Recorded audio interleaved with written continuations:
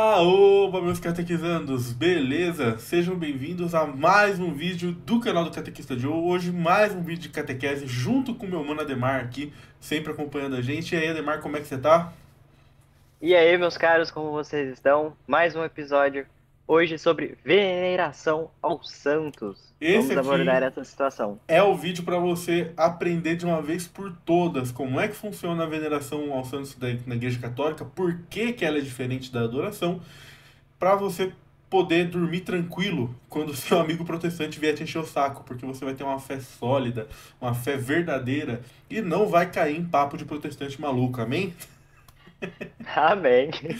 Então eu acho que quando a gente está falando de veneração de santos, calma aí, primeiro, esqueci do CTA. Antes de iniciar esse vídeo, você que está assistindo aí, não se esqueça, já curte esse vídeo, comenta o que você tiver de dúvidas, que você queira, algo que você acha que vale a pena um vídeo aqui meu e do Ademar. Manda esse vídeo para seus amigos, se inscreve no canal e assina o sininho para você não perder nenhum vídeo de catequese, nenhum vídeo de entrevista, nenhum vídeo aqui do canal do Catequista Joe. Amém? Vou trazer isso aqui para o início do vídeo para ver, porque eu tô deixando pro final, vocês não curtem, então agora eu vou trazer pro começo para ver se vocês lembram.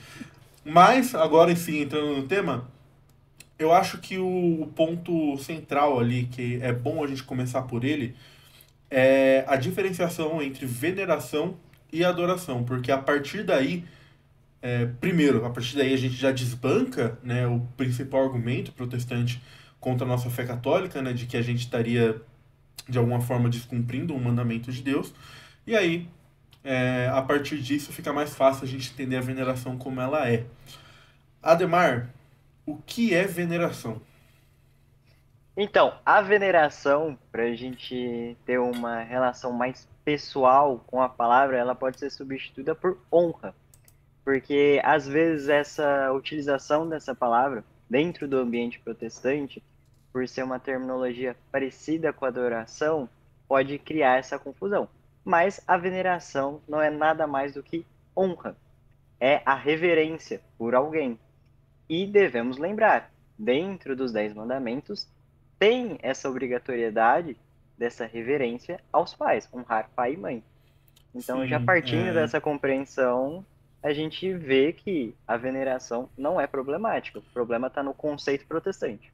é bom a gente colocar isso, né? Porque assim, a veneração não é só algo que a gente tem reservado aos santos, gente. A veneração, ela vai muito além do contexto religioso, né? Então você honrar pai e mãe é uma forma de veneração aos seus pais. É óbvio que não é a mesma veneração que a gente tem aos santos, são Existem tipos os graus. diferentes, né? Existem graus, né? A gente vai até entrar um pouquinho neles aqui resumidamente mais pra frente, mas eu acho que é bom vocês terem muito isso aqui. Quando a gente está falando de veneração, a gente não está necessariamente falando no contexto religioso. É algo que vai além disso. É prestar honra, é ter respeito. Isso já é veneração.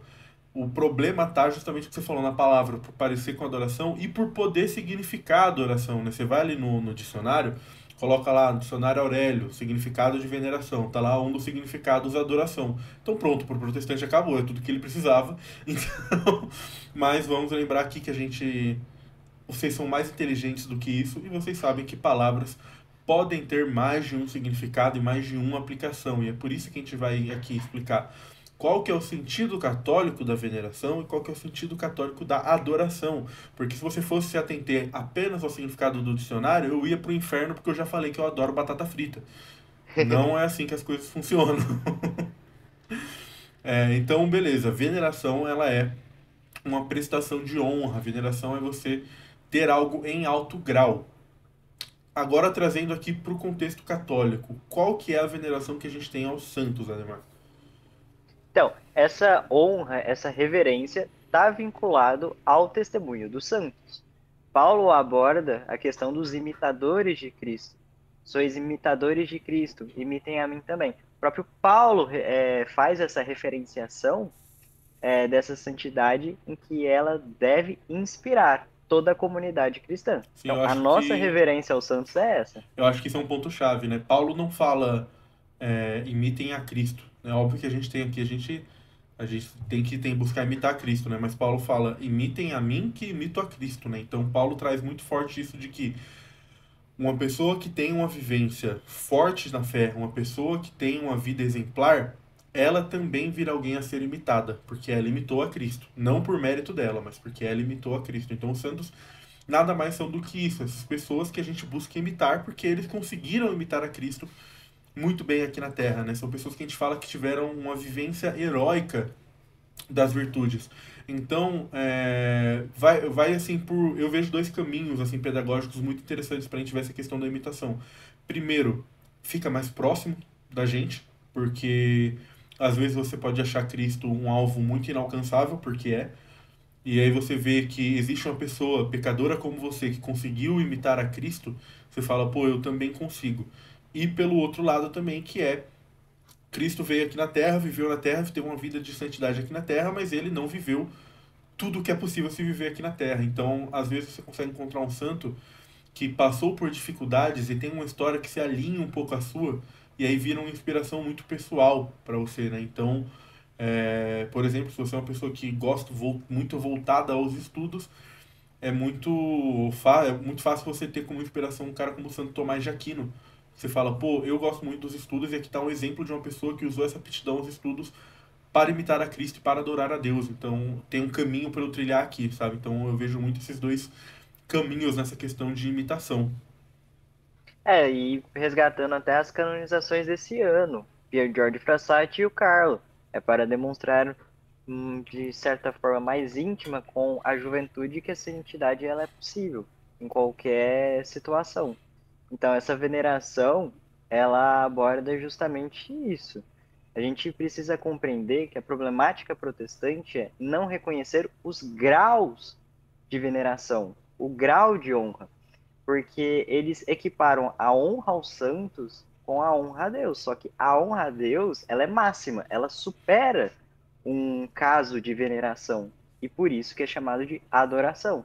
Sim, eles acham que assim, qualquer tipo de honra que você dê a qualquer coisa que não seja Deus, automaticamente é uma adoração, que assim não se sustenta, né? Como a gente falou, o quarto mandamento está mandando você honrar algo que não seja a Deus. Isso quer dizer que você vai deixar de adorar a Deus? Não, o primeiro mandamento segue sendo adorar a Senhor seu Deus sobre todas as coisas. Então, assim, tem espaço para tudo. Né? E a veneração Eu, de eu, figuras eu, religiosas não é só no cristão. O Antigo sim, Testamento já continha isso na própria tradição judaica. sim, eu falo assim, eu não deixo de amar minha mãe porque eu amo a Carol. Entende? Né? E o que você falou é muito verdade, né? Você vê isso como exemplo na própria Escritura. No Antigo Testamento. O Antigo Testamento está sempre falando sobre como a gente tem que adorar a Deus. Deus é o centro, Deus é poderoso, tudo a gente adora única e exclusivamente a Deus. O nosso Deus é um Deus ciumento. Show! Não prestarás glória nem nada. Show! Dito isso, o Antigo Testamento está cheio de gente falando que Abraão foi o pai da fé. Tá colocando Moisés assim num pedestal gigantesco com merecimento. Não é de graça, são pessoas que realmente são esses patriarcas, são importantes, são ali aqueles que levaram a nossa fé no início dela, foram indispensáveis ali nessa construção da fé judaica e são reconhecidos por isso. E nem por isso as pessoas que estavam escrevendo isso sobre Abraão, sobre Isaac, sobre Moisés, deixaram de adorar unicamente a Deus. Então agora acho que já é interessante a gente puxar para esse outro lado. A gente falou aqui um pouco sobre a veneração, mostrou que tem exemplo bíblico de pessoas sendo veneradas, mas qual que é a diferença disso para adorar a Deus? O que, que é adoração, Ademar? Então, adoração, que é aquilo que nós chamamos de latria, é um reconhecimento máximo desta honra e também há o vínculo sacrificial e a centralidade da sua vivência, colocando aquilo como seu propósito. A gente poderia abordar essas três realidades. Tem a honra máxima, tem o ato sacrificial, desde as religiões pagãs, a própria religião judaica, a religião cristã tem o ato sacrificial, que é o do próprio Cristo, está vinculado, porque qual é o nosso ato máximo de adoração a Deus? Isso. A Santa Missa. Então, a gente aborda a realidade da missa, nós entendemos aquilo que é o ato de adoração, porque ali se tem o ato máximo. Então, está Exatamente. abordando essas realidades. Então, assim, para ser adoração tem que ter algumas coisas que a gente não tem, né, quanto aos santos. Inclusive, eu vou até usar o exemplo que eu sempre dou na live, quem acompanha lá sabe. Mas sempre que vem alguém falando sobre Êxodo 20, né, que fala lá, não farás para ti imagem, eu sempre faço a comparação do que estava sendo condenado ali no Êxodo 20, que é o episódios como o do bezerro de ouro, com as imagens que a gente tem de santo hoje. Então, você tinha ali o bezerro de ouro. Por que, que o bezerro de ouro era errado? Porque ofereciam sacrifícios para o bezerro de ouro. O bezerro de ouro, ele não era um objeto que tinha alguma representação de Deus. Ele era um Deus. O Deus estava contido no bezerro de ouro. Não à toa, Moisés quebra o bezerro de ouro e a partir disso cessa a adoração àquele Deus pagão. Né? Então, o próprio objeto, né, é o símbolo ali de adoração deles, né, de idolatria. Eles acreditavam que aquele bezerro de ouro tinha poderes, né, porque eles falavam, este aqui é o bezerro que nos tirou do, do Egito, e colocavam ele como centro da fé deles. Então aquele ali era o centro de idolatria que eles tinham. Tenho aqui comigo uma imagem de São Longuinho. Veja bem, isso aqui não é São Longuinho para mim. Eu, como católico, olho para isso aqui e vejo uma imagem que representa São Longuinho. Se cair e quebrar, eu vou ficar triste, porque tenho ela há muitos anos, gosto muito dela, mas eu compro outra. Isso aqui tem só um valor sentimental, não é São Longuinho, é uma representação. Não acredito que São Longuinho esteja aqui. Eu nunca prestei sacrifício para São Longuinho. Tem os pulinhos que o pessoal dá, mas isso aí é superstição popular, não é doutrina católica. Eu nunca prestei um sacrifício para São Longuinho. São Longuinho não tem poder nenhum por ele mesmo. Não acredito que São Longuinho tenha poder para realizar qualquer tipo de milagre por ele mesmo. Tudo que São Longuinho faz é interceder junto a Deus por mim. Eu peço para que ele reze para Deus, assim como posso pedir para que o Ademar reze por mim. E eu não coloco São Longuinho como centro da minha fé. São Longuinho é show de bola, amo São Longuinho. Ele não é o centro da minha fé. O centro da minha fé é Jesus Cristo. O centro da minha fé é ir para a missa. O centro da minha fé é adorar a Deus. São Longuinho tá ali, é legal, gosto dele, mas ele tá muito longe de ser o centro. Entenderam a É, e a diferença? Aí, veneração? só para finalizar, porque os dois são imagens, porque os dois são uma escultura, a galera acha que é a mesma coisa. Não é. O trato é completamente diferente. Completamente. Desculpa, É, Demar, pode não, ir. tranquilo. E a gente precisa também compreender que a veneração dos santos está na posição dele como um santo, de serviço e entrega a Deus. Então, não pode se enquadrar na adoração que se coloca como um ato de centralidade e propósito.